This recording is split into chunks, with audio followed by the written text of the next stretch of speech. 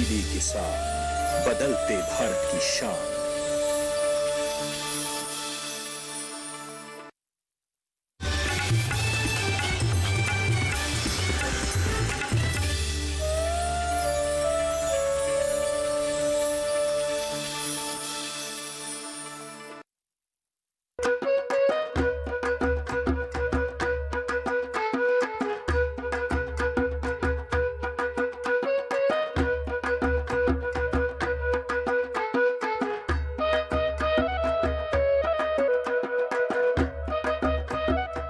नमस्कार, हमारी पाकशाला में आपका स्वागत है।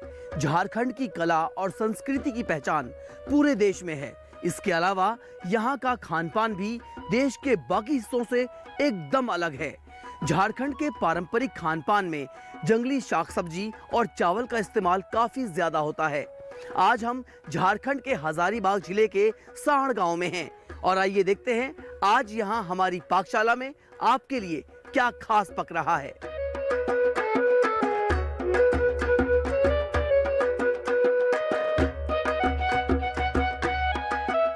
झारखंड एक ऐसा राज्य है जो प्राकृतिक संपदाओं से भरा है।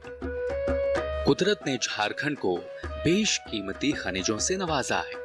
ऊपर ऊंचे ऊंचे पहाड़ और हरे भरे जंगल हैं,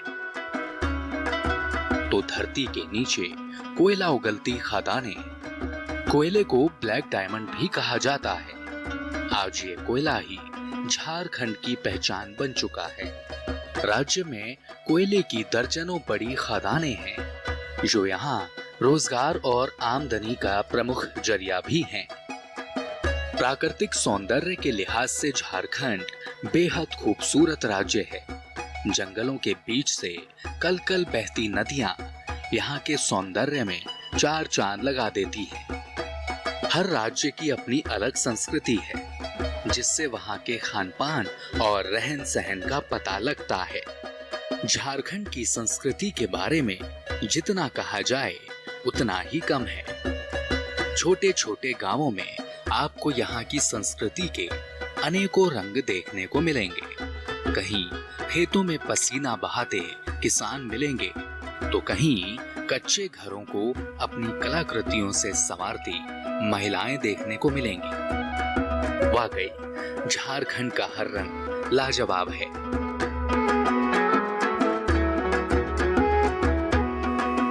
बात करें यहाँ के खानपान की, तो राज्य में आपको एक से बढ़कर एक स्वादिष्ट व्यंजन खाने को मिलेंगे।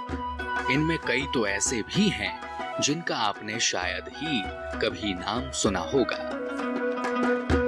हमारी पाकशाला में झारखंड के पारंपरिक खानपान का जायका लेने के लिए हम जा पहुंचे दिल्ली से करीब 1100 किलोमीटर दूर झारखंड के हजारीबाग जिले में। यहाँ शहर की सड़कों और चौक चौराहों पर आपको मेहनतकश आदिवासियों की मोहक प्रतिमाएं देखने को मिल जाएंगी। हजारीबाग से करीब 30 किलोमीटर दूर बड़का गांव प्रखंड में एक गांव है साहड़। पीछे हरे भरे पहाड़ों की श्रृंखला है, तो गांव के बराबर से कल कल बहती छोटी सी नदी की धारा है।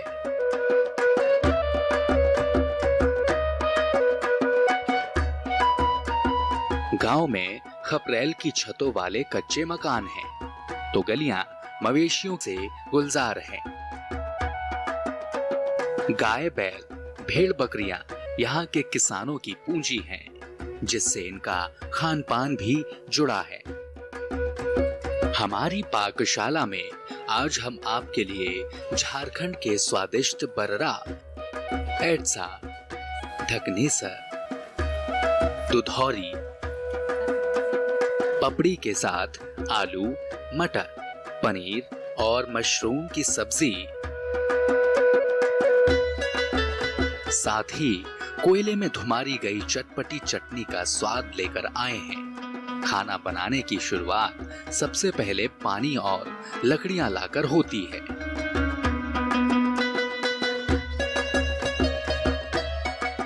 महिलाएं दूर दराज से सूखी लकड़ियां चुनकर लाती हैं।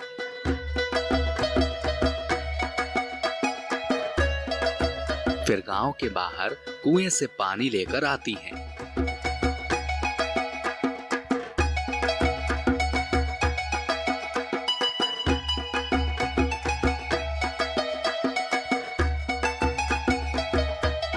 घर की सभी महिलाएं साथ बैठकर तैयार होती हैं और अपने अपने हिस्से का काम बांट लेती हैं। ऐसा करने से किसी एक पर खाना बनाने का बोझ नहीं पड़ता, सारा काम मिल बांट कर हो जाता है। यहाँ के रसोई घर में आपको पीतल, तांबे के बर्तन और झारखंडी कलाओं वाली आकृतियां देखने को मिलेंगी। बेशक अब गांवों में मकान पक्के बन गए हों, लेकिन झारखंड के लोग अपनी संस्कृति नहीं भूले। यहाँ आज भी खाना बनाने से पहले चौके को गाय के गोबर और सफेद मिट्टी से लीपा जाता है।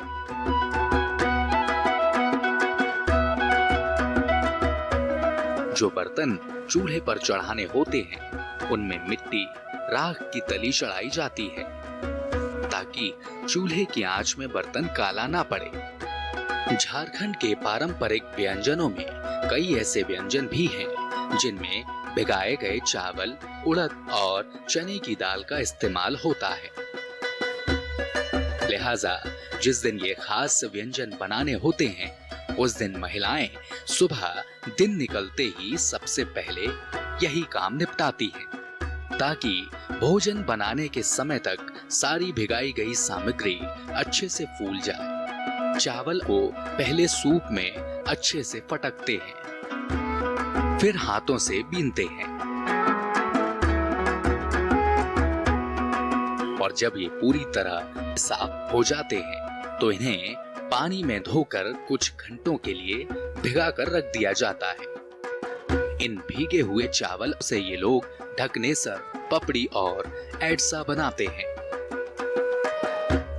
ढकनेसर बनाने के लिए सबसे पहले भिगाए गए चावल को पत्थर की सिल पर बिल्कुल बारीक पीसते हैं, जिससे ये सफेद घोल जैसा दिखने लगता है। फिर दूध में इलायची और अदरक डालकर उसे उबाल लिया जाता है। दूसरी तरफ गुड़ में थोड़ा पानी डालकर उसे भी उबाल लेते हैं। जब दूध थोड़ा ठंडा हो जाता है तो इसमें गुड़ की चाशनी मिला दी जाती है। यहाँ दूध को ठंडा करना इसलिए भी जरूरी है क्योंकि गर्म दूध में गुड़ डालने से दूध के फटने का खतरा रहता है। अब ढकनेसर बनाने के लिए एक मिट्टी से बने कटोरे नुमा बर्तन को चूल्हे पर टेढ़ा करके चढ़ा दिया जाता है। जब बर्तन गर्म हो जाता है तब एक बड़े चम्मच की मदद से इसमें पिसे हुए चावल का घोल डालते हैं और इसे ढक दिया जाता है। ये छोटी सी ढकनी मिट्टी की बनी होती है। इसे पकड़ने के लिए बाकायदा ऊपर एक लट्टू बना रहता है। ढकने से चावल के घोल में छोटे छोटे छिद्र बन जाते हैं। इस अनोखे व्यंजन को ढक के पकाया जाता है, इसलिए इसका नाम ढकनेसर है। करीब 3-4 मिनट तक पकने के बाद इसे बर्तन से बाहर निकाल लेते हैं और फिर मीठे दूध में डुबा देते हैं। छलनी की तरह दिखने वाले छोटे छोटे छिद्रों में मीठा दूध भर जाता है और इसी के साथ ये जायकेदार और खुशबूदार मीठा व्यंजन बनकर तैयार हो जाता है। ये ढकनेसर जो है जो चावल का बनता है और ये हमारे झारखंड में पूर्वज से बनाए जाते हैं, क्योंकि हमारे झारखंड जो है पहाड़ी इलाका है। यहाँ पहले गेहूं पैदा नहीं होता था तो लोग अधिक चावल के बने ही खाते थे। जो चावल खाते थे और इनसे बने रोटी भी बनाई जाती थी और पकवान भी बनते हैं। वही चीज़ें आज तक हमारे झारखंड राज्य में प्रसिद्ध है, छिलका और ढकनेसर। गुड़ और चावल से बना ऐसा ही एक मीठा व्यंजन है एडसा। कई घंटे तक भिगाए गए चावल को पानी से निकालकर एक सूखे कपड़े पर धूप में हल्का सा सुखा लेते हैं। ताकि चावल के ऊपर का पानी अच्छे से सूख जाए और दाना दाना हिल जाए।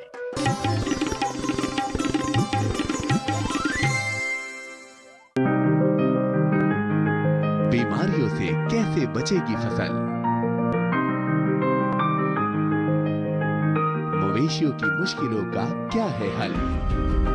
कहां से लाएं बीज, कितनी लगेगी खाद?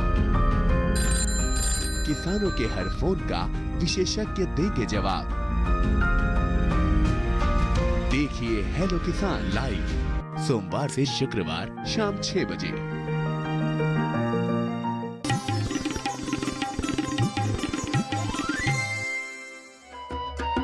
झारखंड के लोग मीठे व्यंजनों को बड़े शौक से खाते हैं। गुड़ और चावल से बना ऐसा ही एक मीठा व्यंजन है एडसा। कई घंटे तक भिगाए गए चावल को पानी से निकालकर एक सूखे कपड़े पर धूप में हल्का सा सुखा लेते हैं ताकि चावल के ऊपर का पानी अच्छे से सूख जाए और दाना दाना हिल जाए। फिर इन्हीं चावलों को लोहे की ओखली में कूटते हैं।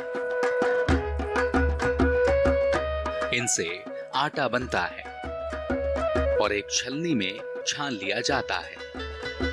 इसी आटे और गुड़ से एडसा बनता है। एडसा को गुड़ की चाशनी में बनाया जाता है। चाशनी बनाते वक्त इस बात का खास ख्याल रखा जाता है कि चाशनी गाढ़ी होनी चाहिए, लिहाजा इसमें पानी बिल्कुल नहीं डाला जाता। ये तरल गुड़ से बनाई जाती है। जब चाशनी खूब गाढ़ी हो जाए तो इसमें पिसा हुआ चावल का आटा मिला दिया जाता है। इससे एक मीठा और गाढ़ा घोल बनकर तैयार हो जाता है। फिर इसमें कसा हुआ सूखा नारियल मिलाते हैं।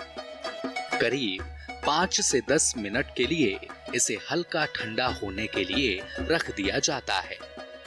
लेकिन ध्यान देने वाली बात यह है कि ये घोल पूरी तरह ठंडा नहीं होना चाहिए।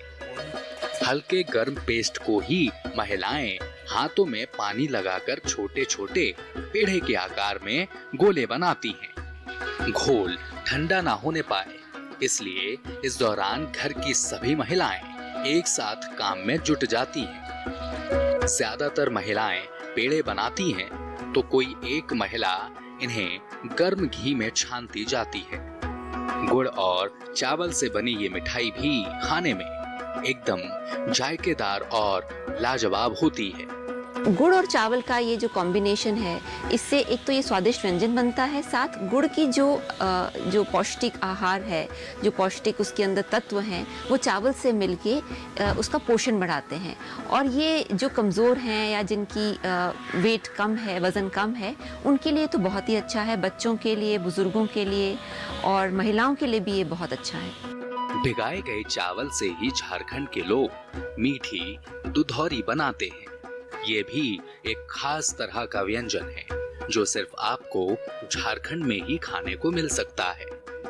ये व्यंजन कितना सेहतमंद है इसका अंदाजा आपको तब लगेगा जब आप इसे बनाने की पूरी प्रक्रिया को देखेंगे।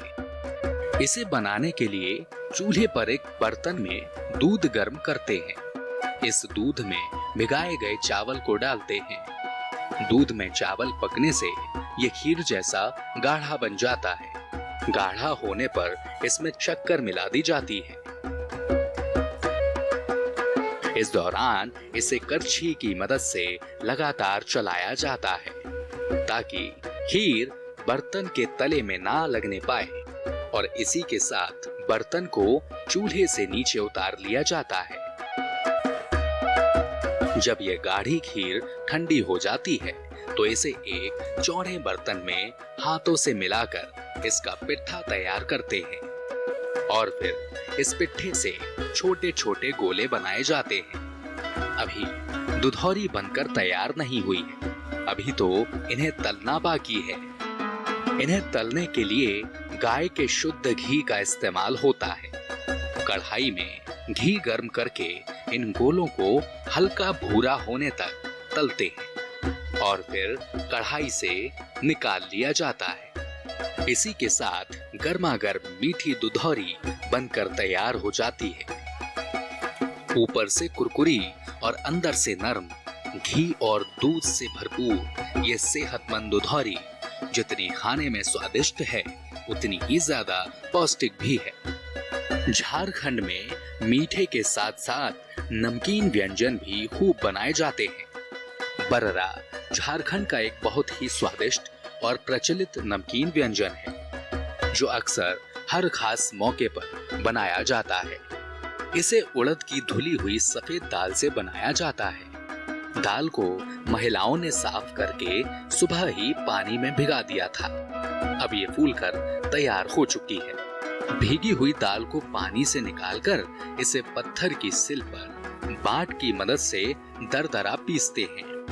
ये लोग सिल और बाट को लोहड़ा पाटी बोलते हैं। पिसी हुई दाल में बारीक कटी हुई हरी मिर्च, प्याज, हरा धनिया मिलाते हैं। इसमें बारीक पिसी काली मिर्च, हल्दी और स्वादानुसार नमक मिलाकर एक गाढ़ा घोल तैयार करते हैं। फिर हाथों से इसके छोटे छोटे गोले बनाकर गर्म तेल में तल लेते हैं। झारखंड में ये नमकीन और चटपटा बर्रा बनाने और खाने का काफी चलन है।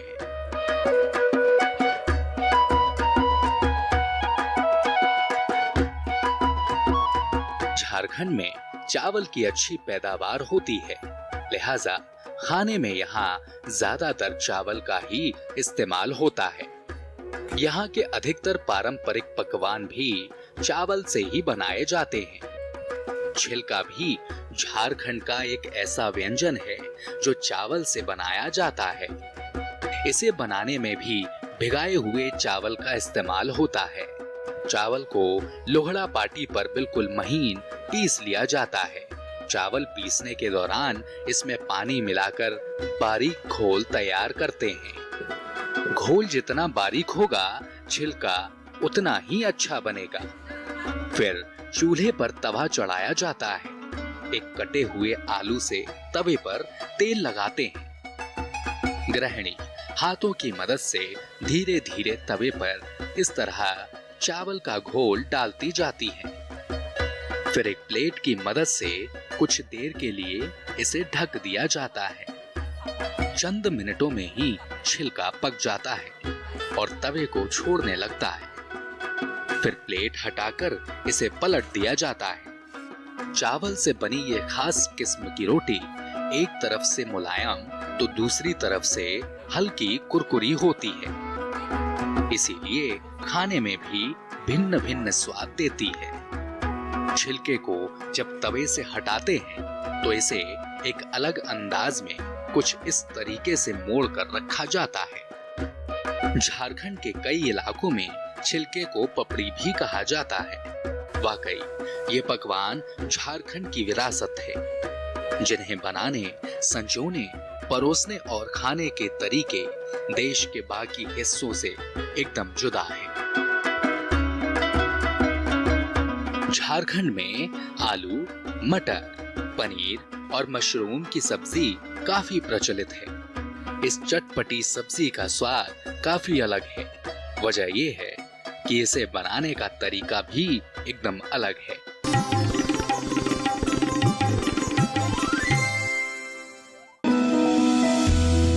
जानकारी जो किसानों के लिए हो लाभकारी, समस्याओं पर पड़ेगा समाधान भारी, कृषि की हर बात का ख्याल, कब कैसे की जाए बेहतर देखभाल।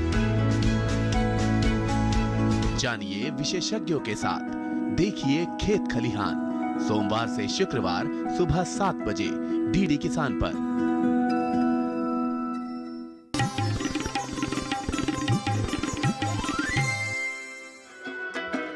मीठे और नमकीन पकवान तो बनकर तैयार हो गए, लेकिन जब तक खाने में सब्जी ना हो तब तक थाली पूरी कहाँ होती है। झारखंड में आलू, मटर, पनीर और मशरूम की सब्जी काफी प्रचलित है। रोजमर्रा की जिंदगी में भले ही ये लोग आम सब्जियां खाते हो, लेकिन खास मौकों पर पनीर और मशरूम बनाने का पुराना चलन रहा है। इस चटपटी सब्जी का स्वाद काफी अलग है। वजह यह है कि इसे बनाने का तरीका भी एकदम अलग है। सबसे पहले आलू, टमाटर, मटर, प्याज को छीलकर काटा जाता है। फिर पनीर को बड़े बड़े टुकड़ों में काटा जाता है। सब्जी बनाने से पहले पनीर, मशरूम और मटर को कढ़ाई में हल्का तेल डालकर भून लिया जाता है। इससे सब्जी में अलग स्वाद भी आ जाता है। और धीमी आंच पर सारी सब्जियां 50% तक पक भी जाती हैं। इसके बाद कढ़ाई में तेल डालते हैं। फिर इसमें कुछ पारंपरिक मसाले जैसे अजवाइन, सरसों और तेज पत्ता डालते हैं। जब मसाले चटकने लगते हैं तो तेल में कटी हुई प्याज डाल दी जाती है। जब प्याज भुनकर हल्की भूरे रंग की होने लगे तो इसमें आलू डाल दिए जाते हैं। इसी दौरान इसमें हल्दी और नमक मिला दिया जाता है। जब आलू गल जाते हैं तो इसमें कटे हुए टमाटर डाल दिए जाते हैं। फिर एक एक कर तली हुई सब्जियां जैसे मशरूम, मटर और पनीर मिला दी जाती है। इसके बाद इसमें पानी डालकर हल्की आंच पर उबलने के लिए ढककर छोड़ दिया जाता है।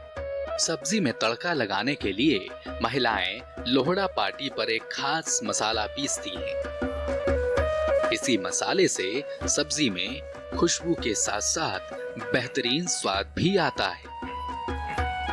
मसाला बनाने के लिए लहसुन, हरी मिर्च, जीरा, काली मिर्च, सरसों और अदरक डालकर एक गाढ़ा घोल तैयार करते हैं। जैसे ही सब्जी में ये घोल डाला जाता है तो सब्जी का रंग और स्वाद एकदम बदल जाता है। हल्की गाढ़ी और हल्की रेशेदार इस सब्जी को झारखंड में बड़े चाव से बनाया और खाया जाता है। झारखंड की एक और पारंपरिक सब्जी है आलू, मटर, मशरूम और पनीर की सब्जी। ये तो वैसे सुनने में इतनी स्वादिष्ट लग रही है।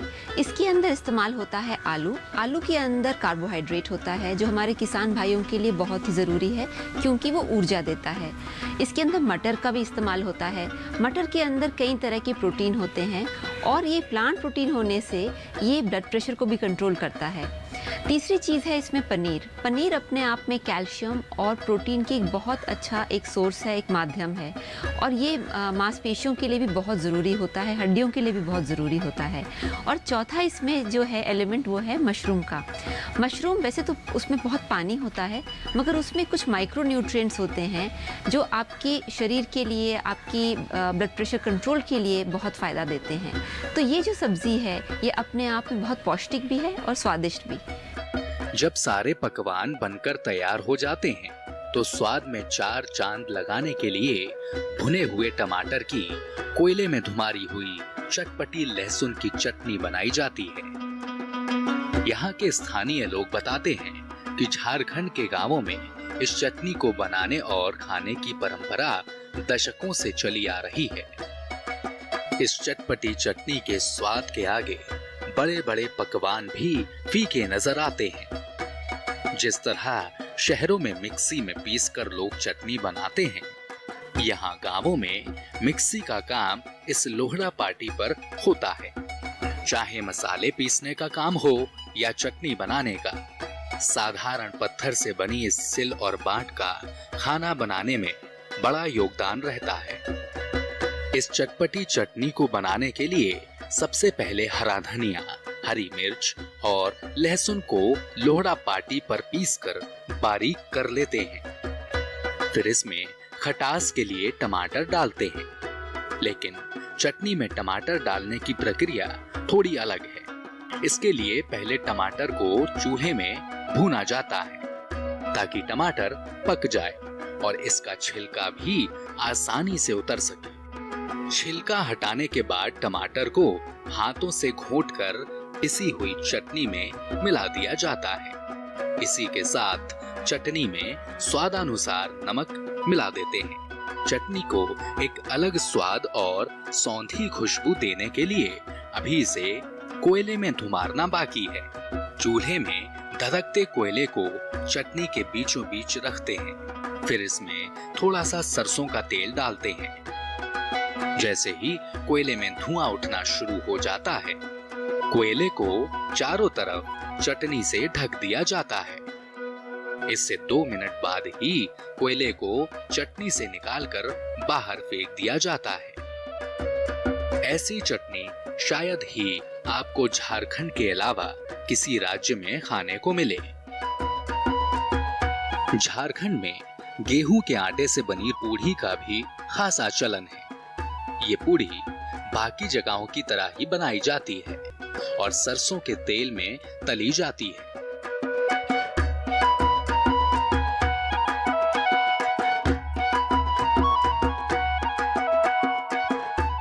जब सारा खाना बनकर तैयार हो जाता है तो इन बर्तनों में परोसा जाता है।